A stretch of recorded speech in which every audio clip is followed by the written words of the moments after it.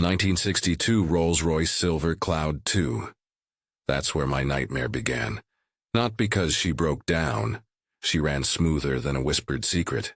It's because someone decided my dream car wasn't mine.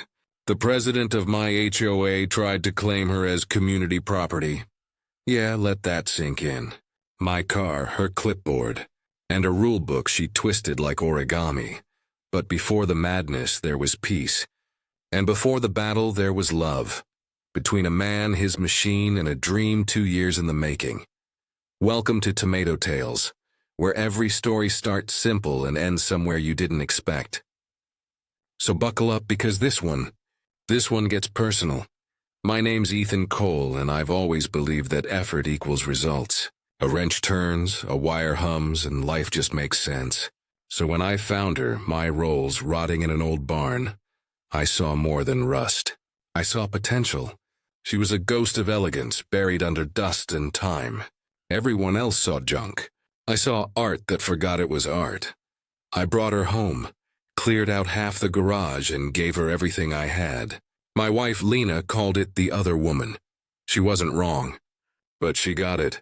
She'd bring me coffee at 2 a.m., hold the light steady while I battled tangled wires older than both of us. She's the reason I didn't quit when every bolt fought back. Then came that morning. The air was gold and quiet, the kind of morning that almost forgives you for everything you've done wrong. I had just finished the final polish.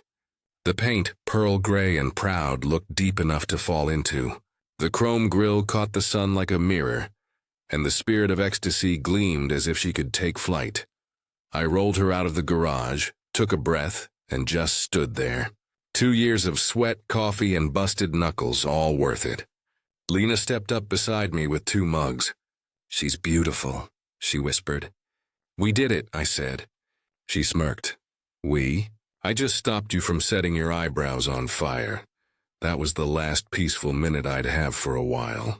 Because across the street, Margaret Hill, the HOA president, had already spotted her next target. Clipboard in hand, eyes locked on my driveway.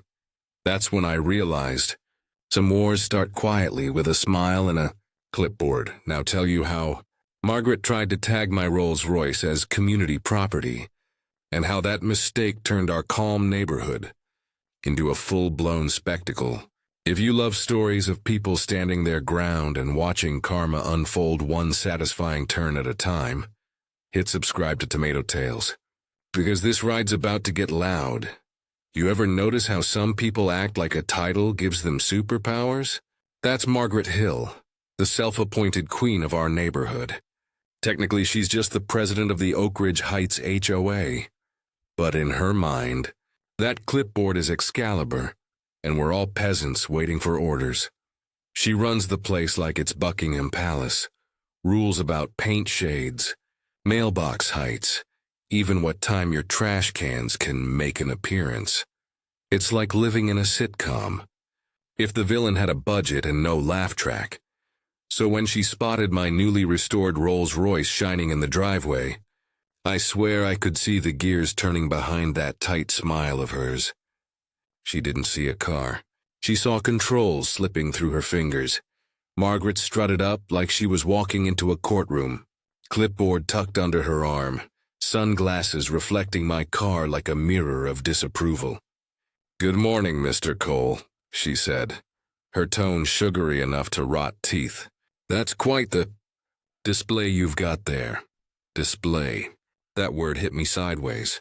I smiled anyway. "Thanks, Margaret." Just finished her up. She tilted her head, pretending to admire it, but her lips tightened like she was tasting lemon juice. You do know vehicles aren't supposed to be stored in driveways for more than 48 hours, right? It's in Section 3.7 of our community guidelines. I sipped my coffee, still calm. "It's not stored, Margaret." "Celebrated." She blinked, confused, like her brain just hit a pothole. Lena, standing next to me, tried not to laugh. That's when Margaret leaned in, lowering her voice. "You know, Mr. Cole, this car might set expectations. We like to keep things uniform around here. Wouldn't want anyone feeling out of place. Uniform. That word told me everything I needed to know. She didn't want harmony. She wanted control. Now, I'm not a guy who enjoys drama. I fix things, not start fights. But the way she said "we" made my skin crawl. I smiled. Don't worry, Margaret. My car won't make anyone feel out of place, unless they hate class and craftsmanship. Lena coughed, nearly spilling her coffee. Margaret just froze, her polite smile turning brittle. You'll be hearing from me soon, she said, turning on her heel. As she marched back to her house, I noticed something strange. She wasn't angry. She was planning. And I knew right then that she wouldn't stop at words. When she disappeared behind her door, Lena looked at me and said, "You know she's not done, right?"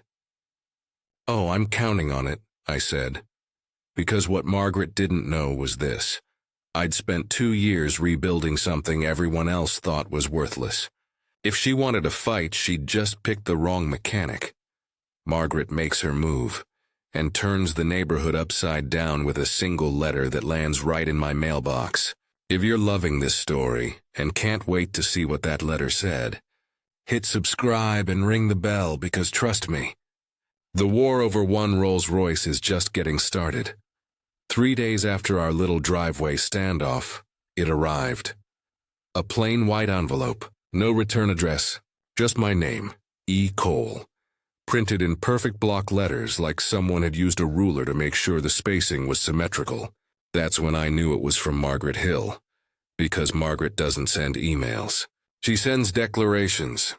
Now, I'm not the paranoid type, but I swear the mailbox groaned when I pulled it out, like even it knew something ugly was inside. Lena was sipping coffee on the porch when she saw my face. "What is it?" she asked. "Judgment Day," I said, waving the envelope. She laughed. I didn't. I tore it open, and sure enough, there it was. A 3-page single-spaced notice of violation from the Oak Ridge Heights Homeowners Association. Apparently, according to Section 5.2 of the Neighborhood Code, my vehicle restoration project was in violation of visual uniformity standards. Translation? My car looked too good. I read it twice, then out loud for Lena. Her jaw dropped. Wait, they're saying your car is a violation because it's too beautiful? I shrugged. Apparently beauty's against the rules now. And then I saw the kicker. The last line printed in bold. If the vehicle is not removed from view within 7 days, further action will be taken by the HOA board. 7 days. To move the car I'd spent 2 years rebuilding. 2 years of sweat. Parts shipped from 3 different continents and more late nights than I could count. Lena leaned closer, reading over my shoulder. You're not actually going to move it, are you? I folded the letter. No, but I'm going to reply. Because here's the thing. Margaret didn't understand the kind of person she was dealing with. I wasn't one of her quiet, rule-fearing neighbors. I'd rebuilt something everyone else gave up on, and I wasn't about to let a clipboard queen take it away. So I spent the rest of that night writing my own letter. Calm, polite, professional. The kind of letter that sounds reasonable until you really read it. Every line backed by the HOA's own bylaws. Every sentence a trap. By the time I was done, Lena was leaning against the counter, smirking. What are you doing? Building something new, I said, sealing the envelope. This time not with bolts, with words. When I dropped that reply into the mailbox the next morning, it felt like lowering the hood after a perfect tune-up. The engine was ready, and so was I. Margaret gets my letter, and what happens next turns the next HOA meeting into something that'll go down in Oak Ridge Heights history. If you're loving how this battle's heating up, subscribe to Tomato Tales and stay tuned. Because the next move, it's mine. If I'd learned anything from Margaret Hill by that point, it was this. She didn't lose quietly.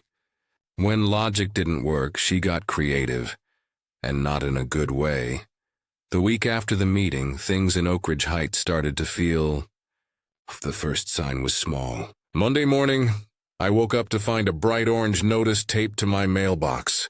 Trash bin violation. Apparently, my bins were placed 6 inches closer to the street than community standards allowed. 6 inches. I laughed it off until Tuesday. Tuesday, I got another note. Lawn length non-compliance. I measured it myself, exactly 3 inches, just like the rulebook says.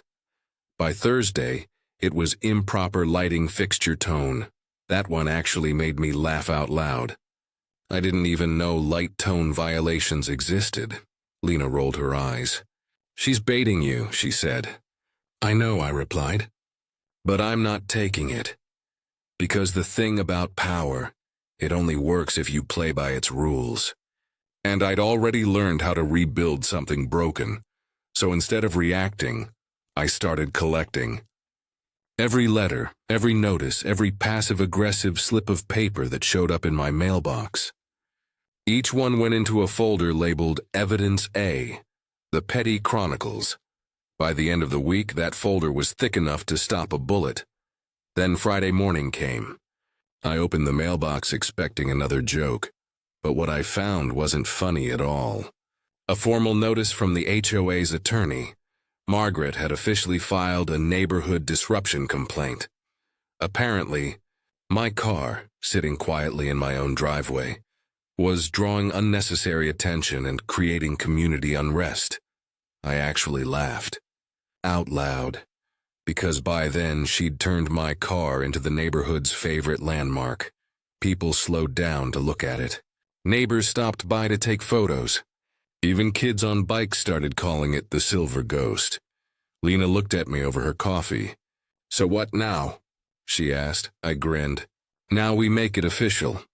Because if Margaret wanted to play by the book, I'd use her own rule book and a little creativity to turn the tables. See, there was one rule buried deep in those HOA bylaws, the kind of line no one ever reads, that would make all her efforts backfire spectacularly. I spent that night reading, highlighting, and planning. And when I finally found the exact clause I needed, I smiled. This wasn't just defense anymore. It was checkmate in progress. Now I'll show you how that forgotten line in the HOA bylaws flipped the power dynamic and turned my Rolls-Royce from violation into historic landmark. If you've been loving how this war of pettiness and pride is unfolding, hit subscribe to Tomato Tales because it's twist Margaret never saw coming. Most people read rules to follow them. I read them to find the cracks. Margaret Hill didn't know it, but the same book of bylaws she worshipped like gospel had just handed me a weapon, neatly tucked away in Section 9.4. Paragraph 2, it said, any historically significant or restored vehicle, when maintained in operational condition, shall be considered a display item, exempt from residential storage restrictions, provided it holds documentation of historical value. In other words, if my Rolls-Royce could be recognized as historically significant, she couldn't touch it. Not one word, not one fine, not one warning could stick. I leaned back in my chair, reading that line again. All I needed was proof that my car wasn't just a car. It was a piece of history. Challenge accepted. That night, I dug through every manual, every part order, every certificate I'd collected over the 2 years of the restoration. There it was, a small slip of paper from the original auction house confirming the Rolls' provenance. Chassis number SD431, one of the limited Silver Cloud II series commissioned for British diplomatic use. I nearly laughed out loud. This car wasn't just old, it was diplomatic royalty. Lena came out of the kitchen holding 2 mugs. You've been grinning like a Bond villain for an hour, she said. What did you find? I slid the paper across the table. Victory, I said. She read it, then looked up. You're kidding. That's real? Very, I replied. And tomorrow, it's getting notarized. By the next afternoon, I had an official document stamped and sealed confirming the car's heritage. I scanned it, printed 3 copies, and dropped one right into the HOA's mailbox, addressed to Margaret Hill. President. The note on top was short and polite. Per HOA Section 9.4, Paragraph 2, the vehicle in question qualifies as a historically significant display item and is therefore exempt from all current restrictions. I ended it with, "Thank you for your continued cooperation," because sometimes sarcasm reads best in formal fonts. As I walked back from the mailbox, Lena called out, "You really think this will stop her?" I smiled. It won't stop her. But it'll corner her, because Margaret Hill didn't back down.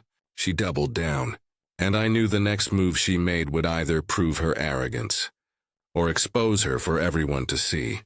Margaret refuses to accept defeat, and her next move crosses the line from petty to personal. If you've been loving this tug-of-war of pride, power, and polished chrome, hit subscribe to Tomato Tales. I should have known Margaret wouldn't go down without taking a few cheap shots on her way out. Because the thing about power-hungry people, when they lose control, they don't quit. They escalate. 3 days after I dropped off that letter, things went quiet. Too quiet. No warnings, no notes, no friendly reminders from the HOA. Even the usual neighborhood gossip went still. Like everyone was waiting for something to happen. And then, something did. It was 6:17 a.m. I remember the exact time because I was halfway through my first coffee. I opened the garage door to check on the rolls like I did every morning. That's when my heart dropped.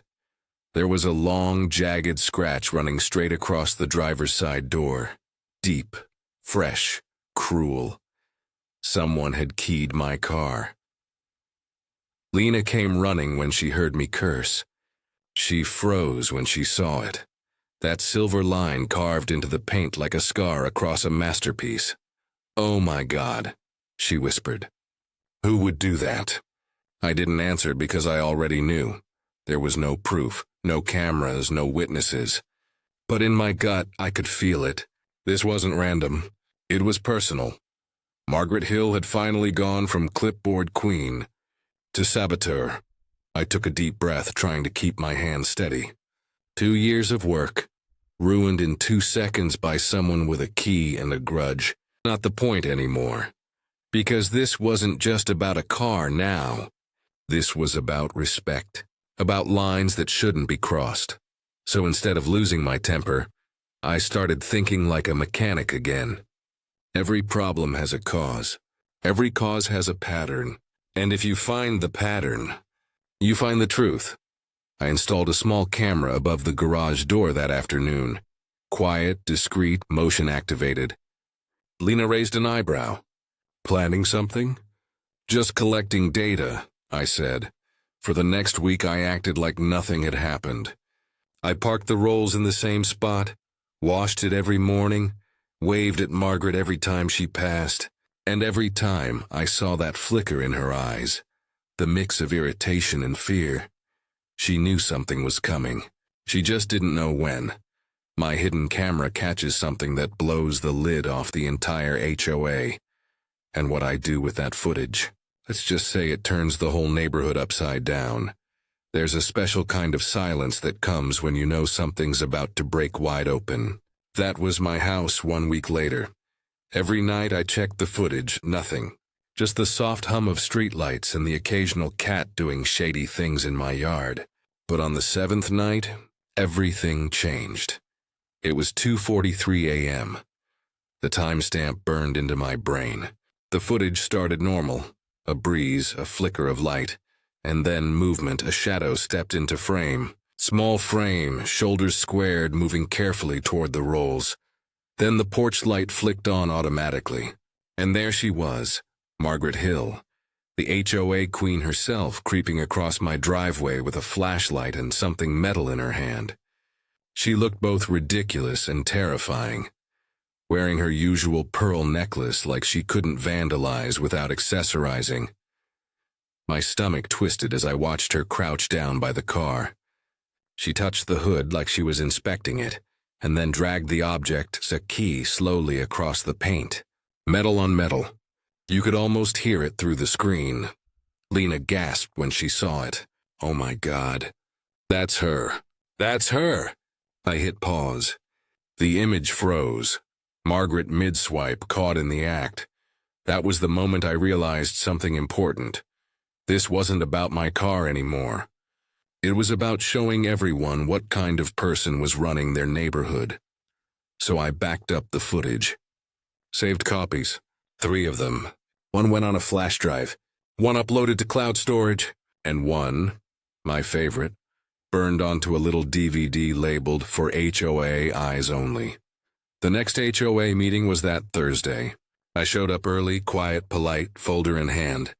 Margaret was already there, pretending to chat with the board members, acting like the queen she thought she was. When she saw me walk in, her smile tightened like a knot. "Mr. Cole," she said, "I hope you're not here to cause any disturbances." I smiled back. "Oh, no. I'm here to show something." The moment I said that, you could feel the shift in the room. Neighbors leaned in. Someone whispered my name. I plugged in the flash drive and hit play. The footage flickered to life on the projector screen. Dark street, silver car, movement. Then boom, there she was. Margaret Hill, caught red-handed under the glow of the porch light, carving a scratch across my Rolls-Royce like a signature of guilt. The room went silent. Every eye turned toward her, and for the first time since I'd moved into Oak Ridge Heights, Margaret had nothing to say.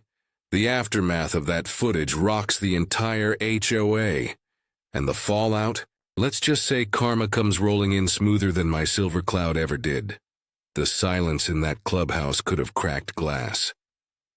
Every neighbor, every board member, every coffee-sipping spectator just stared at the screen as it froze on Margaret's face, mouth twisted, key in hand, caught in perfect 1080p betrayal. She opened her mouth, but no sound came out. For the first time since I'd met her, the queen of the HOA had lost her script. One of the board members, Janet, the rule follower, finally broke the silence. "Is that you, Margaret?" Margaret stammered. That video is taken out of context. I couldn't help it. I laughed. "Sure," I said. "Because most people sneak into their neighbor's driveway at 2:43 a.m. to check the weather with their car keys." A few people actually laughed. That sound, small, nervous, was the beginning of her downfall. Janet stood up. "This is serious. Vandalism of personal property is a criminal offense." Another board member whispered. "And on camera?" Margaret tried to recover, but she was done. Her voice wobbled. "I was ensuring compliance. His car is—" I cut her off. "Historically exempt, remember? You read the clause yourself." She froze again. You could see the realization spread across her face. She had nothing left to stand on. Lena squeezed my hand under the table. It was over. The board huddled in private for maybe 5 minutes. When they came back, Margaret's chair was empty. Just like that, the HOA queen had abdicated her throne. The vice president cleared his throat awkwardly. "Mr. Cole," he said, "we'd like to formally apologize on behalf of the Oak Ridge Heights HOA. Ms. Hill has been relieved of her position effective immediately." I nodded politely. "Appreciated. But I'd rather hear it from her." No one said anything. Margaret had already walked out, her heels clicking down the hallway like the sound of defeat. For the first time in months, the room felt lighter. Neighbors clapped me on the back, smiling, whispering finally. Even Janet smiled. "You know," she said, "you should have been a lawyer." I grinned. "Nah, mechanics fix things. Lawyers break them first." When I got home, I opened the garage and looked at the rolls. The scratch was still there, faint, but visible under the new coat of polish. I decided not to buff it out completely, because that line wasn't a scar anymore. It was a reminder that sometimes you don't need to shout to win. You just need proof, patience, and a good camera. Just when I thought it was all over, the story takes one last unexpected turn, and it's not Margaret this time. You've loved watching this war of pride and chrome come full circle. hit subscribe to Tomato Tales, because the last drive brings the story home in a way you won't see coming. It's funny how quiet victory feels. No fireworks, no dramatic music, just peace. A week after the HOA meeting, the neighborhood felt different. Lighter. No more cryptic letters in the mailbox. No more fake smiles from Margaret across the street. The only sound most mornings was the gentle purr of my Rolls-Royce warming up in the driveway. For the first time in months, I wasn't waking up ready for a fight. I was just free. Lena stood in the doorway, arms folded, watching me run a cloth over the freshly polished hood. "You sure you want to drive it today?" she asked. "Supposed to rain." I smiled. "After everything this car's been through, a little rain won't hurt." She laughed softly. "You and that car, I swear." Truth is, she was right. This car wasn't just a car anymore. It was the symbol of every long night, every doubt, every fight I refused to lose. It had been vandalized, judged, and nearly banned, but it was still standing. Just like me. I opened the door, slid into the seat, and for a second, the smell of old leather and gasoline hit me like nostalgia. I turned the key. The engine roared to life, smooth, proud, defiant. The wipers flicked once as a few drops hit the windshield. The sky was gray, heavy with storm clouds, but somehow, it felt right. I rolled out of the driveway slowly, watching the neighborhood glide by. The same people who once peeked through blinds were now waving. A few even clapped. One kid yelled, "Hey, that's the guy who beat the HOA." I couldn't help but laugh. That's one way to put it. As I reached the main road, I caught a glimpse of Margaret's old house. The blinds were shut tight, empty now, for sale sign out front. The neighborhood had moved on. So had I. I took the long way out of Oak Ridge Heights that day. Windows down, engine humming, tires kissing wet pavement. Each turn felt lighter, each mile quieter. And as the rain finally started to fall, I realized something. The Rolls wasn't just a machine. It was proof that sometimes when life tries to key your paint, you don't hide it. You shine it brighter. The road opened up ahead and the storm gave me a soft gray curtain to disappear into. Just me, the silver cloud, and a peace I hadn't felt in years. That's how the story of the HOA, the Rolls, and one very stubborn man came to an end. If you've been with me through this wild ride, from the first wrench turn to the last drop of rain, thank you. This has been Tomato Tales, where every story starts small and ends somewhere unforgettable. So if you haven't, it's been 6 months since the storm. Oak Ridge Heights feels almost normal again, if you ignore the occasional neighbor who still whispers Rolls-Royce guy when I pass. The new HOA president is a quiet retired engineer named Carl. Nice guy. No clipboard, no crown. He actually waved at me last week and said, "Love what you've done with the car, Ethan." Music to my ears. As for Margaret Hill, last I heard she moved 2 towns over, someplace with a stricter HOA, which feels like poetic justice. Rumor says she tried to run for president there too, and lost. Karma's got a smooth engine. The scratch on the door, still there, faint under the clear coat, like a signature from a story that changed everything. Sometimes when kids ride by on bikes, they stop and ask about it. I just smile and tell them, that's not a scratch, that's a lesson. Because in the end, that's what this whole mess was about. Boundaries, pride, and the fine line between control and freedom. And maybe a reminder that the prettiest things in life are always the ones worth defending. Last Sunday, I took the Silver Cloud out for a sunrise drive. The sky was pink, the roads empty, and for once no one was watching. Just me, the hum of the engine, and the quiet satisfaction of knowing I didn't just win a fight. I earned my peace. When I pulled back into the driveway, Lena came out with coffee in hand. She smiled. "Back already?" "Just needed to make sure the road remembered me," I said. She rolled her eyes, laughing. "You in that car?" I grinned. Yeah, me in that car. And that's how it ends, not with revenge or victory laps, but with gratitude. Because sometimes the best way to move on is to keep driving. And that wraps up the saga of the HOA, the Rolls, and one very stubborn mechanic. If you enjoyed this story, if you felt that rush of justice, that spark of satisfaction, then you already know what to do. Hit subscribe to Tomato Tales, where every story starts with a spark and ends with something worth remembering. Because the next tale waiting in my garage, let's just say it's got bigger wheels and an even crazier twist.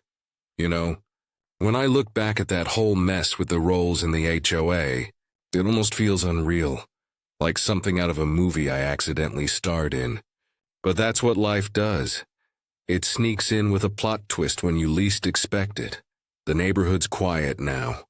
The silver cloud's still shining and I'm still here, coffee in hand, ready for whatever chaos the next sunrise brings. Because if I've learned anything, it's this. Every calm morning has another wild story hiding right behind it. And trust me, the next one parked in my garage, it's got bigger wheels, louder trouble, and a twist that even Margaret Hill wouldn't see coming. So if you've enjoyed this ride through pride, persistence, and a little poetic justice, don't just watch. Join the crew.